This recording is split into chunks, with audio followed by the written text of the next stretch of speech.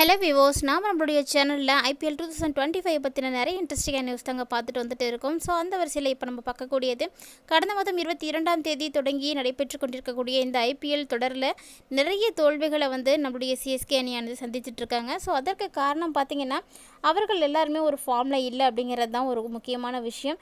இருந்தாலுமே கூட இனி வரக்கூடிய நாட்களில் அடுத்தடுத்த வரக்கூடிய போட்டிகளில் மட்டுமாவது இளம் வீரர்களுக்கு அதிக அளவு வாய்ப்பு கொடுக்கணும் அப்படின்னு ரசிகர்கள் எல்லாம் கோரிக்கைகளை முன் வச்சுருக்காங்க. ஸோ அதை பற்றின டீட்டெயில்டான ஒரு விளக்கத்தை தான் இந்த பதிவில் நம்ம தெரிஞ்சுக்க போகிறோம். வீடியோக்குள்ளே போகிறதுக்கு முன்னாடி நீங்களும் நம்ம சேனலை சப்ஸ்கிரைப் பண்ணாமல் இருக்கீங்க அப்படின்னா மறக்காமல் சேனலை சப்ஸ்கிரைப் பண்ணிக்கோங்க. கூடவே பக்கத்தில் இருக்கிற பெல் ஐக்கானையும் கிளிக் பண்ணிக்கோங்க. அப்போ தான் நாங்கள் போடக்கூடிய வீடியோக்கள் எல்லாமே உங்களுக்கு நோட்டிஃபிகேஷனாக உடனுக்குடன் வந்தடையும். நீங்களும் பார்த்து பயன்பெறலாம். வாங்க வீடியோக்குள்ளே போகலாம். ஐபிஎல் 2025 அப்படின்றது இந்த ஆண்டு தொடங்கி நடைபெற்றுட்டு இருக்குங்க. ஸோ இந்த சீசனில் சென்னை சூப்பர் கிங்ஸ் அணி அப்படின்னு சொல்லக்கூடிய சிஎஸ்கே வரலாற்றிலேயே மிக மிக மோசமாக விளையாடிட்டு இருக்காங்க அப்படின்னு தான் சொல்லணும். இது வரைக்கும் இந்த மாதிரி சிஎஸ்கே அணி விளையாடியதாக சரித்திரமே கிடையாது அப்படின்னு கூட சொல்லலாம். 6வது முறையாக கோப்பையை கைப்பற்றி தோனியை வெற்றியோட வழி அனுப்பி வைக்கும் அப்படின்னு எதிர்பார்த்த ரசிகர்களுக்கு கூட இப்போ மிகுந்த ஏமாற்றம் தாங்க மிஞ்சிருக்கு.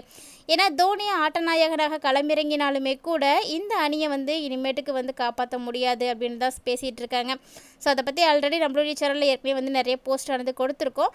இருந்தாலுமே கூட எப்போதுமே புள்ளிப்பட்டியலில் ஃபர்ஸ்ட் நம்ம டாப் இடத்துல இருக்கக்கூடிய சிஎஸ்கே அணி இப்போ என்ன ஆச்சு அப்படின்னே தெரியல. இந்த முறை பிளே ஆஃப் சுற்றுக்கு போக முடியுமா அப்படின்ற ஒரு கேள்வியை எழுந்திருக்குங்க. ஸோ இதற்கு நிறைய வீரர்கள் நிறைய நம்பிக்கைகளை கொடுத்திருந்தாலுமே கூட பாசிபிலிட்டி ரொம்பவே கம்மியாக இருக்குது அப்படின்னு தான் சொல்லணும். இதை எல்லாருமே ஏற்றுக்கிட்டு தான் ஆகணும். இதுக்கு காரணம் என்ன அப்படின்னா சிஎஸ்கே அணியில் இருக்கக்கூடிய ஒவ்வொரு வீரர்களுமே நல்ல ஒரு ஃபார்மில் இல்லை. அதாவது சிஎஸ்கே அணிக்காக ஏலத்தில் நம்பி எடுத்த வீரர்கள் யாருமே ஒழுங்காக விளையாடாமல் இருக்கிறதாக காரணமாக இருக்குது. ஸோ இந்த ஒரு குற்றச்சாட்டு தான் இப்போ முன் வச்சுருக்காங்க. அதாவது சிஎஸ்கே அணி ஏலத்தில் எடுத்திருக்கக்கூடிய ராகுல் திரிபாதி, தீபக் ஹூடா போன்ற வீரர்கள் ஒருவரு கூட நல்லாவே விளையாடலை. இம்முறை இவர்கள் பேட்டிங் செய்யவே ரொம்பவே தடுமாறிட்டு இருக்காங்க அப்படின்றது தான் உண்மையான ஒரு விஷயம். ஸோ சிஎஸ்கே வீரர்களை பார்க்கையில் சிஎஸ்கேவினுடைய ரசிகர்கள் ரொம்பவே ஏமாற்றம் அடைந்திருக்காங்க. அதாவது சாம்பியன்ஷிப் ஸ்டாப் தொடரில் அதிரடியாக விளையாடி ரன்களை சேர்த்த ரச்சின் ரவீந்திரா கூட தற்போது ஐபிஎல் தொடரில் ஏன் இந்த அளவுக்கு தடுமாறிட்டு இருக்காரு அப்படின்னு தெரியல. ஏன்னா இவர் கூட பார்த்தீங்கன்னா ரன் குவிக்கிறதுக்கு ரொம்பவே கஷ்டப்பட்டுட்டு இருக்காரு. சாம்பியன் டிராஃபி தொடரில் அதிரடியாக விளையாடினாலுமே கூட இந்த முறை இவருக்கு என்ன ஆச்சு அப்படின்னு தெரியலங்க. இது மட்டும் இல்லாமல் ஆல்ரவுண்டராக இருக்கக்கூடிய ஜடேஜா நடப்பு சீசனில் 6 போட்டியில் விளையாடி மொத்தமாகவே 85 ரன்கள் தான் எடுத்திருக்காங்க. இது மட்டும் இல்லாமல் பந்து வீச்சிலையும் 2 விக்கெட்டுகளை மட்டும்தான் இவர் வீழ்த்திருக்காரு. ஸோ இதெல்லாம் பார்க்கறதுக்கு ரொம்பவே கஷ்டமாக இருக்குது அப்படின்னு ரசிகர்கள் சொல்லியிருக்காங்க. இப்படி சிஎஸ்கே வீரர்கள் எல்லாருமே ஒரே நேரத்தில் மண்ணை கவிட்டு இருக்காங்க. இதுதாங்க இந்த அணி தொடர்ந்து தோல்விகளை சந்திக்கிறதுக்கு முக்கியமான ஒரு காரணமாகவும் இருக்குது. இப்படிப்பட்ட இந்த ஒரு சூழ்நிலையில் சிஎஸ்கே அணி எப்படிங்க பிளே ஆஃப்க்கு போகும்? ஏன்னா ஏற்கனவே பார்த்தீங்கன்னா நிறைய தோல்விகளை தழுவிட்டாங்க. ஆல்ரெடி பார்த்தீங்கன்னா 6 போட்டிகள் நடந்து முடிஞ்சதில் இவங்க 5 போட்டிகளில் தோல்வி தான் தழுவியிருக்காங்க. எஞ்சி இருக்கக்கூடிய 8 போட்டிகளில் 7 போட்டிகளில் கட்டாயமாக சிஎஸ்கே அணி வெற்றி பெற்றே ஆகணும். அப்போ தான் இவங்க பிளே ஆஃப்க்கு போகவே முடியும். சொல்லப்போனால் இது பார்க்குறதுக்கு ரொம்பவே ஒரு கடினமான ஒரு சுச்சுவேஷனாக தான் இருக்குது. இது எப்படி சிஎஸ்கே வீரர்கள் ஹேண்டில் பண்ண போகிறாங்க அப்படின்றதும் தெரியல. சொல்லப்போனால் இது வரைக்கும் எப்படியோ, ஆனால் இனி வரக்கூடிய நாட்களில் இனி வரக்கூடிய அடுத்தடுத்த சீசன்லையாவது இளம் வீரர்களுக்கு கட்டாயமாக வாய்ப்பு கொடுக்கணும். எதிர்கால அணியை இது மாதிரி தான் கட்டமைக்கணும் அப்படின்னு ரசிகர்கள் வலியுறுத்திட்டு இருக்காங்க. ஏன் அப்படின்னு பார்த்தீங்கன்னா மற்ற அணிகளில் பார்த்தீங்கன்னா பல வீரர்கள் இளம் வீரர்கள் அதிரடியாக காட்டிகிட்டு இருக்காங்க. அவங்க எல்லாருமே நல்ல ஒரு ஃபார்மில் இருந்து சிறப்பாகவும் விளையாடிட்டு இருக்காங்க. ஆனால் சிஎஸ்கே அணியில் இருக்கக்கூடிய வீரர்கள் மட்டும் எப்போவுமே பெஞ்சை தேய்ச்சிக்கிட்டு தாங்க வந்துட்டுருக்காங்க. இப்படி தான் பலரும் பார்த்தீங்கன்னா இவர்களை பார்த்து குறை சொல்லிட்டு இருக்காங்க. ஆனால் இந்த சீசனில் இவங்களுக்கு என்ன ஆச்சு அப்படின்னே தெரியல. ரொம்பவே தடுமாறிட்டு இருக்காங்க. இந்த நிலையில் சிஎஸ்கே அணி எஞ்சிருக்கக்கூடிய போட்டிகளில் எந்தெந்த வீரர்களுக்கு வாய்ப்பு அளித்தா சிறப்பாக இருக்கும் அப்படின்றத கூட நம்மளே ஒரு ஜட்ஜ் பண்ணலாங்க. சிஎஸ்கே அணி தற்போது வன்ஷ் பேட்டியை அணிக்குள்ளே கொண்டு வரது ரொம்பவே நல்லா இருக்கும் அப்படின்னு சொல்லப்படுது. ஸோ மேலும் பார்த்தீங்கன்னா இது எதிர்பார்க்கப்படக்கூடிய ஒரு விஷயமும் கூட. ஏன்னா வன்ஷ் பேட்டிக்கு வாய்ப்பு வழங்கி சிஎஸ்கே அணி அவங்கள பயன்படுத்தும் பொழுது கட்டாயமாக அவரால் நல்லபடியாக விளையாட முடியும் அப்படின்னு நினைக்கிறாங்க. இது மட்டும் இல்லாமல் 3வது வீரராக சாஹித் ரஷீதையும் நம்ம பயன்படுத்தணும் அப்படின்னு சொல்லியிருக்காங்க. ஏன்னா அண்டர் 19 கிரிக்கெட்டில் தன்னுடைய திறமைகளை நிரூபித்திருக்கக்கூடிய சாஹித் ரஷீத் நல்ல ஒரு ஃபீல்டரும் கூட. இது ரொம்பவே குறிப்பிடத்தக்க விஷயம். ஸோ அதனால் இவரை யூஸ் பண்ணிக்கலாம். 4வது வீரராக சிவம் துபேவை தொடர்ந்து நம்ம வச்சுக்கணும் அப்படின்னு சொல்கிறாங்க. ஏன்னா சிவம் துபேவும் பெரிய அளவில் ஒரு ஃபார்மில் இல்லாமல் தான் இருக்கார். இருந்தாலுமே கூட அவரை தவிர இப்போதைக்கு நமக்கு வேறு வீரரும் இல்லை. அதனால் கண்டிப்பாக அவர் வந்து 4வது இடத்துக்கு வந்து தகுதியானவராக தான் தேர்ந்தெடுக்கப்பட்டிருக்காரு. 5வது வீரராக பார்த்தீங்கன்னா ஜமீம் ஓவர்டன்களை வந்து சேர்க்கணும் அப்படின்னு சொல்லியிருக்காங்க.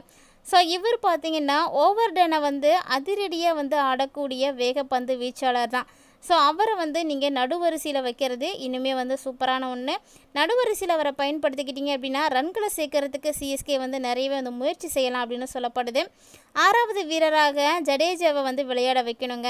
ஜடேஜா தற்போது தடுமாறி வந்தாலுமே கூட அவரை தவிர தற்போது வேறு வீரரும் இல்லை. மேலும் சிஎஸ்கேக்கு வேறு வழியும் கிடையாது. இது பார்த்திங்கன்னா சிஎஸ்கே அணிக்கு ஒரு சோகமான செய்தியாக இருந்தாலுமே கூட இதுதான் வந்து நிதர்சனமான உண்மையும் கூட. இதனால் நம்ம ஜடேஜா பிளேயிங் லெவலில் வந்து சேர்க்க வேண்டும் அப்படின்னு சொல்லப்படுதுங்க. திடீர்னு அவரை ஃபார்மிங்க்கு வந்து திரும்பி ரன்களை வந்து சேர்த்தார் அப்படின்னா ஒருவேளை சிஎஸ்கே அணிக்கு அது நல்லது தானே. அதனால் இவரை வந்து கட்டாயமாக நம்ம வச்சுருக்கணும். 7வது வீரராக மகேந்திர சிங் தோனியை வந்து நம்ம பயன்படுத்திக்கணும் அப்படின்னு சொல்லியிருக்காங்க. தோனியும் பார்த்தீங்கன்னா உடல் தகுதி பிரச்சனையினுடைய காரணமாக பெரிய அளவில் பேட்டிங் செய்தது வந்து கிடையாது. இருந்தாலுமே கூட மற்ற வீரர்களோடு ஒப்பிட்டு பார்க்கையில் தோனி அப்படின்றவர் நல்லா ஒரு விளையாடக்கூடிய வீரராக தாங்க வந்து இருக்கிறாரு. ஸோ இந்த தருணத்தில் 8வது வீரராக அஸ்வினுக்கு பதிலாக ஸ்ரேயாஸ் கோபாலை வந்து நம்ம பயன்படுத்தணும் அப்படின்னு வந்து எதிர்பார்க்கப்படுது. இந்த ஸ்ரேயாஸ் கோபால் பந்து வீச்சில் நல்ல ஒரு ஃபார்மில் இருக்கிறாரு. ஸோ அவருக்கு வந்து முன்னுரை கொடுக்கும் பொழுது நல்ல ஒரு விளையாட்டு வந்து மும்பரமாக இருக்கும். அது மட்டும் இல்லாமல் சிஎஸ்கே அணி வெற்றி பெறுவதற்கும் நிறைய வாய்ப்புகளானது இருக்குது. இது மட்டும் இல்லாமல் 9வது வீரராக அனில் கம்போஜை வந்து நம்ம சேர்த்துக்கணும் அப்படின்னு சொல்லியிருக்காங்க. ஏன்னா இவர் பார்த்திங்கன்னா நல்ல ஒரு ஆல்ரவுண்டர் அப்படின்றது உண்மையான ஒரு விஷயம். அவருக்கு நம்ம வந்து ஃபர்ஸ்ட் ப்ரிஃபரன்ஸ் கொடுத்தோம் அப்படின்னாலும் நம்முடைய வீரர் வந்து சிறப்பாக வந்து விளையாட முடியும். அதே போல் தாங்க 10வது வீரராக சிஎஸ்கே அணியில் வந்து சுழற்பந்து வீச்சாளராக இருக்கக்கூடிய நூர் அகமதுக்கு நம்ம வாய்ப்பு கொடுக்கணும். இப்போதைக்கு பார்த்தீங்கன்னா சிஎஸ்கே அணியினுடைய நூர் அகமது தான் வந்து ஒரு சிறப்பாக இருக்கிறாரு. அபாயகரமாக வந்து பந்து வீசிட்டு இருக்கக்கூடியவரும் கூட. அவர் 3வதாக வெளிநாட்டு வீரராக இருக்க வேணும். 11வது வீரராக பதிரானாவை நம்ம வந்து சேர்க்கணும் அப்படின்னு சொல்லியிருக்காங்க. இந்த பதிரானா முன்னாடி போல் இல்லை, பெரிய அளவில் பந்து வீசலை அப்படின்னாலுமே கூட அவர் மீது சிஎஸ்கே அணி 100% வந்து நம்பிக்கை வைக்கலாம் அப்படின்னு எதிர்பார்க்கப்படுது. ஏன் அப்படி சொல்லியிருக்காங்கன்னா இந்த தருணத்தில் கலீத் அகமதை வந்து சிஎஸ்கே அணி இம்பேக்ட் வீரராக வந்து பயன்படுத்திக்கிறது ரொம்பவே புத்திசாலித்தனமாக இருக்கும். இம்பேக்ட் வீரராக இவரை பயன்படுத்திக்கிட்டோம் அப்படின்னா கண்டிப்பாக வந்து நல்லா இருக்கும். அதே போல் பேட்டிங் செய்யும் பொழுது சிவம் துபேவும் பந்து வீசும் பொழுது கலீல் அகமதும் பிளேயிங் லெவலில் வந்து இருக்கிறது ரொம்ப ரொம்ப நல்லதுங்க. இந்த பிளேயிங் லெவலில் வந்து தயார் செஞ்சீங்க அப்படின்னா சிஎஸ்கே அணி நிச்சயமாக வெற்றி பெறத்துக்கு ஓரளவுக்கு சாத்தியக்கூறுகளானது இருக்குது. ஸோ சிஎஸ்கே அணியுடைய வீரர்கள் லெவல் பற்றி நம்ம ஓரளவுக்கு வந்து ஜட்ஜ் பண்ணியிருப்போம். இதில் எதெல்லாம் கரெக்டாக இருக்குது அப்படின்றத மறக்காமல் நீங்களும் வந்து கமெண்ட் பண்ணுங்கள். சொல்லப்போனால் ஒருவருக்கு வெற்றி வாய்ப்பு அப்படிங்கிறது ஓரளவுக்கு தாங்க இருக்கும். இருந்தாலுமே கூட இந்த முறை சிஎஸ்கே அணிக்கு வெற்றி வாய்ப்பு அப்படிங்கிறது 100% வந்து கிடைக்கிறதுக்கு சான்ஸ் இல்லை. இருந்தாலுமே கூட இவங்களுடைய முயற்சி நல்லபடியாக இருக்குது அப்படின்னா ஓரளவுக்கு வந்து ட்ரை பண்ணி பார்க்கலாம். அது மட்டும் இல்லாமல் அணியினுடைய கேப்டனாக இருக்கக்கூடிய ரிதுராஜ் கூட காயம் ஏற்பட்டு வெளியில் வந்து இருக்கிறாரு. ஸோ அவருக்கு பதிலாக தான் சிஎஸ்கே அணி ஒரு வீரரை வந்து வாங்கிக்கிறதுக்கு வாய்ப்பு இருக்குது. ஆனால் அவரும் கூட வெளிநாட்டு வீரராக கூட இருக்கலாம். ஏன்னா சிஎஸ்கே அணியில் ஒரு வெளிநாட்டு வீரருக்கான இடம் எஞ்சி இருக்குது. ஸோ அவரும் பார்த்திங்கன்னா வெளிநாட்டு வீரராக இருக்கிறதுக்கு நிறைய வாய்ப்பு இருக்குது அப்படின்னு சொல்லப்படுது. இந்த தருணத்தில் சிஎஸ்கே அணி பிருத்திவிஷா மற்றும் பிரோவிஷ் போன்ற வீரர்களை வந்து தேர்வு செய்யலாம் அப்படின்னு சொல்லியிருக்காங்க. பிரோவிஷ் நல்லா அதிரடியாக வந்து விளையாடக்கூடியவர் தான்.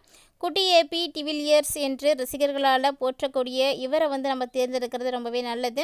ஸோ இதனால் இவர் பார்த்திங்கன்னா பிளேயிங் லெவலுக்குள்ளே வந்தார் அப்படின்னா நடுவரிசை வீரர்கள் வந்து களமிறங்குறாங்க அப்படின்னா சிஎஸ்கே அணி பேட்டிங்கை வந்து வலுப்படுத்துறதுக்கு வாய்ப்பு இல்லை.